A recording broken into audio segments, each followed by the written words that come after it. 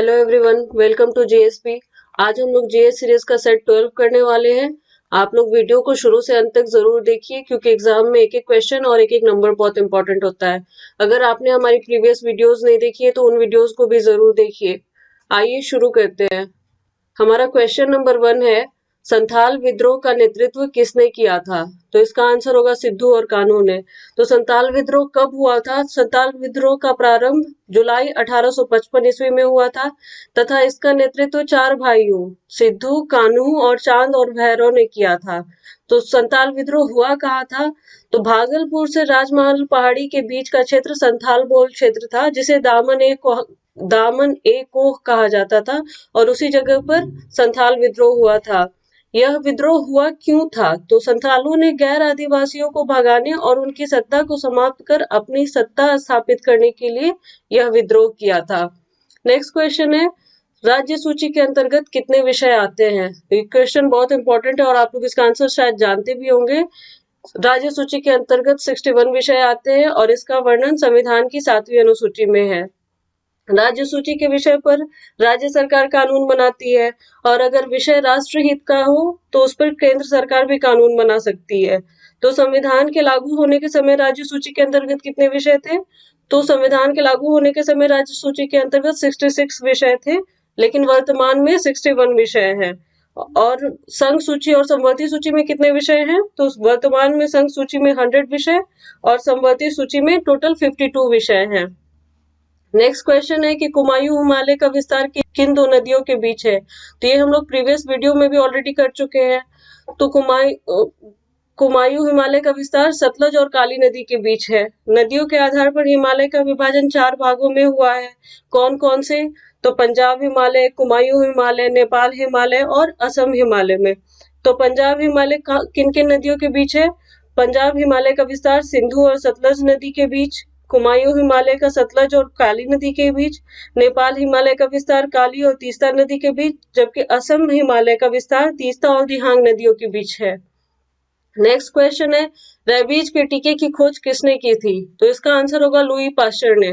तो रेबीज बीमारी कैसे होती है? तो रेबीज बीमारी रैप्टो वायरस के कारण होती है और इस बीमारी के कारण मनुष्य का तंत्रिका तंत्र यानी नर्वस सिस्टम प्रभावित होता है। नेक्स्ट क्वेश्चन है कि अर्थव्यवस्था के किस क्षेत्र को रेड कॉलर जॉब के जरिए संकेतित किया जाता है? तो इसका आंसर होगा प्राथमिक क्षेत्र। प्राथमिक क्षेत्र क्या होता है? तो प्राथमिक क्षेत्र के अंतर्गत कृषि, पशुपालन, खनन इत्यादि आ जाता है। तो प्राथमिक क्षेत्र मुख्यतः पर्यावरण पर निर्भर करता है, जिसका संबंध भूमि, जल, वनस्पति, खनिज जैसे संसाधनों से होता है तथा प्राथमिक क्षेत्र से लगे श्रम की प्रकृति को रेड कॉलर जॉब कहते हैं। अगर आप लोगों को वीडियो पसंद आए तो आप लोग वीडियो को लाइक जरूर कीजिए।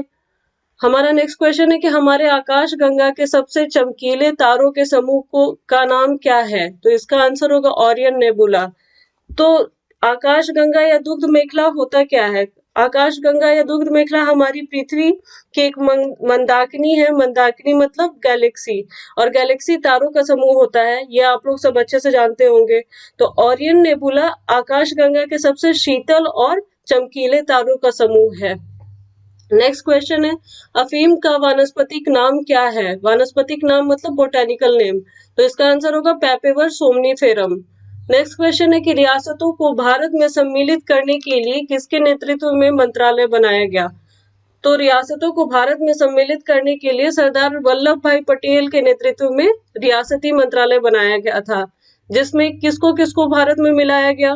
तो जिसमें जूनागढ़ रियासत को जनमत संग्रह के आधार पर भारत में विलय किया गया था, हैदराबाद को पुलिस कार्यवाही के द्वारा और जम्मू कश्मीर को विलय पत्र पर हस्ताक्षर के द्वारा भारत में सम्मिलित किया गया था। नेक्स्ट क्वेश्चन है, मानव विकास सूचकांक कौन जारी करता है? तो इसका आंसर होगा UNDP, United Nations Development Programme, संयुक्त राष्ट्र विकास कार्यक्रम। यूएनडीपी की स्थापना कब हुई थी? यूएनडीपी की स्थापना 22 नवंबर 1965 को हुई थी तथा यह संयुक्त राष्ट्र के वैश्विक विकास का एक नेटवर्क है। यूएनडीपी का मुख्यालय कहाँ है? यूएनडीपी का मुख्यालय न्यूयॉर्क में है। यूएनडीपी टोटल 70 देशों में कार्य करता है गरीबी उन्मूलन और असमानता को कम करने के लिए। नेक्स्ट क्वेश्चन है कि अशुद्धियों की उपस्थिति में पदार्थ का गलनांक और क्वथनांक पर क्या प्रभाव पड़ता है। तो गलनांक क्या हुआ, मेल्टिंग पॉइंट, और क्वथनांक क्या हुआ, बॉइलिंग पॉइंट। तो अशुद्धियों की उपस्थिति में पदार्थ का मेल्टिंग पॉइंट और बॉइलिंग पॉइंट कम हो जाता है। हमारा नेक्स्ट क्वेश्चन है, जैन तीर्थंकरों की जीवनी कहाँ से मिलती है। तो इसका आंसर होगा भद्रबाहु द्वारा रचित कल्प सूत्र से। तो जैन धर्म की स्थापना किसने की थी। तो जैन धर्म के संस्थापक और प्रथम तीर्थंकर ऋषभ देव थे, जबकि जैन धर्म के अंतिम तीर्थंकर महावीर स्वामी थे। तो जैन धर्म दो संप्रदायों श्वेतांबर और दिगंबर में बट गया था। यह कैसे बटा इन दो संप्रदायों में। तो 300 ईसा पूर्व के लगभग मगध में 12 वर्षों का भीषण अकाल पड़ा था, जिसके बाद भद्रबाहु अपने शिष्यों के साथ कर्नाटक चले गए। जब वो वहां से आए तो उनका अन्य जैन साधुओं के साथ मतभेद हो गया और जैन धर्म दो भागों श्वेतांबर और दिगंबर में बट गया। तो श्वेतांबर किनके शिष्य थे। श्वेतांबर स्थूलभद्र के शिष्य थे जो श्वेत वस्त्र धारण करते थे, जबकि दिगंबर भद्रबाहु के शिष्य थे जो नग्न रहते थे। नेक्स्ट क्वेश्चन है कि किसी देश की आर्थिक वृद्धि की माप कैसे की जाती है। तो इसका आंसर होगा सकल घरेलू उत्पाद से, मतलब जीडीपी से। जीडीपी होता क्या है। तो जीडीपी एक वर्ष में उत्पादित वस्तुओं और सेवाओं का अंतिम मूल्य या कुल मूल्य होता है। जीडीपी किसी देश की अर्थव्यवस्था की स्थिति को दर्शाता है तथा जीडीपी की गणना कौन करता है। तो जीडीपी की गणना सीएसओ केंद्रीय सांख्यिकी कार्यालय करता है। नेक्स्ट क्वेश्चन है, जल की अस्थाई और अस्थाई कठोरता कैसे दूर की जाती है। तो जल की अस्थाई और अस्थाई कठोरता सोडियम कार्बोनेट डालकर दूर की जाती है। नेक्स्ट क्वेश्चन है, फोबोस और डिमोस किसके उपग्रह हैं। तो ये हम लोग ऑलरेडी प्रीवियस वीडियोस में कर चुके हैं। आप लोग वीडियो देखे होंगे तो आप लोगों को इसका आंसर भी मालूम होगा। इसका आंसर होगा मंगल के। तो मंगल ग्रह को लाल ग्रह भी कहते हैं और इसका रंग लाल क्यों होता है। तो इसका रंग लाल आयरन ऑक्साइड के कारण होता है। मंगल ग्रह को सूर्य की परिक्रमा में टोटल कितने समय लगता है। तो 687 डेज लगते हैं। नेक्स्ट क्वेश्चन है, चीनूक हवा का संबंध किस देश से है। तो चीनूक हवा, ये बहुत इंपॉर्टेंट क्वेश्चन है। तो चीनूक हवा यूएसए और कनाडा में बहने वाली गर्म एवं शुष्क पवन है। चीनूक हवा किस पर्वत श्रेणी के ढाल पर बहती है। तो चीनूक हवा रॉकी पर्वत श्रेणी के पूर्वी ढाल पर बहती है। हमारा नेक्स्ट क्वेश्चन है, जूनागढ़ का भारत में विलय किस आधार पर हुआ था। तो अभी हम लोग किए इस क्वेश्चन को। जूनागढ़ का भारत में विलय जनमत संग्रह के आधार पर 20 फरवरी 1948 को हुआ था। नेक्स्ट क्वेश्चन है कि खाद्य पदार्थों को सुरक्षित रखने के लिए किसका प्रयोग किया जाता है। तो इसका आंसर होगा सोडियम बेंजोएट। सोडियम बेंजोएट का केमिकल फॉर्मूला क्या होता है। तो इसका केमिकल फॉर्मूला होता है C6H5COONA। नेक्स्ट क्वेश्चन है कि गुरु नानक का जन्म कहाँ हुआ था। तो ये भी बहुत इंपॉर्टेंट क्वेश्चन है। गुरु नानक का जन्म तलवंडी ननकाना साहिब में हुआ था। तो गुरु नानक कौन थे। तो सिख संप्रदाय की स्थापना गुरु नानक ने ही की थी तथा सर्वप्रथम गुरु नानक के ही अनुयायी सिख कहलाए। गुरु नानक किनके समकालीन थे। गुरु नानक बाबर और हुमायूं के समकालीन थे तथा गुरु नानक ने लंगर की व्यवस्था चलाई तथा कई स्थानों पर संगत यानी धर्मशाला और पंगत यानी लंगर की व्यवस्था भी की थी। नेक्स्ट क्वेश्चन है, फॉरवर्ड ब्लॉक की स्थापना किसने की थी। तो फॉरवर्ड ब्लॉक की स्थापना सुभाष चंद्र बोस ने 1 मई 1939 को की थी तथा सुभाष चंद्र बोस ने अन्य बहुत महत्वपूर्ण कार्य किए थे, बहुत सारे कुछ किया हुआ था। तो स्वतंत्रता संघर्ष के दौरान इन्होंने फ्री इंडियन लीजन नामक सेना भी बनाई थी। सुभाष चंद्र बोस को नेताजी कहा जाता था, ये भी आप लोग बहुत अच्छे से जानते होंगे। लेकिन इन्हें सर्वप्रथम नेताजी कहा किसने था। तो इन्हें सर्वप्रथम नेताजी एडोल्फ हिटलर ने कहा था तथा सुभाष चंद्र बोस ने ही महात्मा गांधी को सर्वप्रथम राष्ट्रपिता कहा था। सुभाष चंद्र बोस ने एक और बहुत महत्वपूर्ण कार्य किया था। इन्होंने जवाहरलाल नेहरू के साथ मिलकर इंडिपेंडेंस फॉर इंडिया लीग की स्थापना की थी। नेक्स्ट क्वेश्चन है कि जल की गैसीय अवस्था का ठोस या तरल अवस्था में परिवर्तन क्या कहलाता है। तो इसका आंसर होगा संघनन। संघनन मतलब कंडेंसेशन।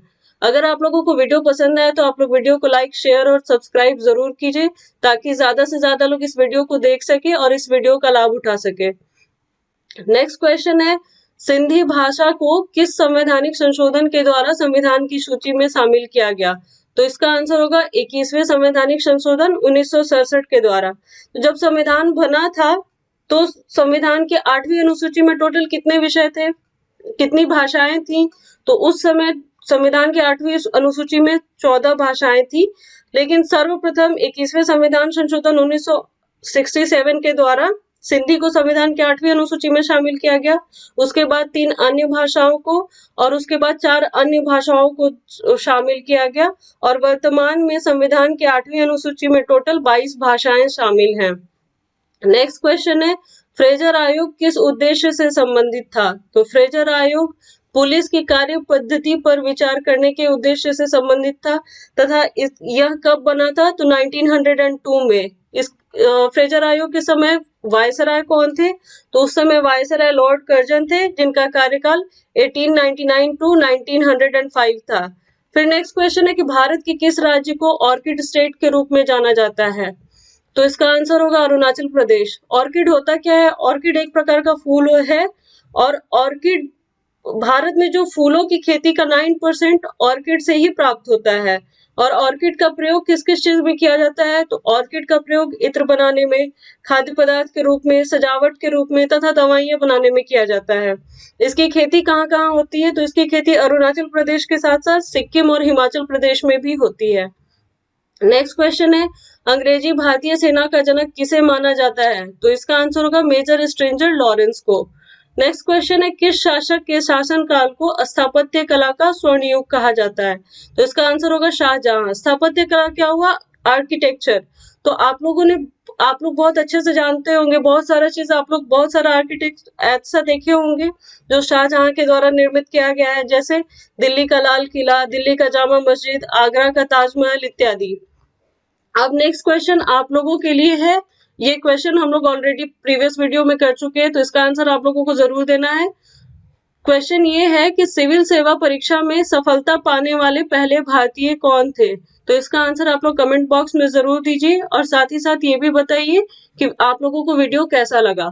Thank you. जय हिंद।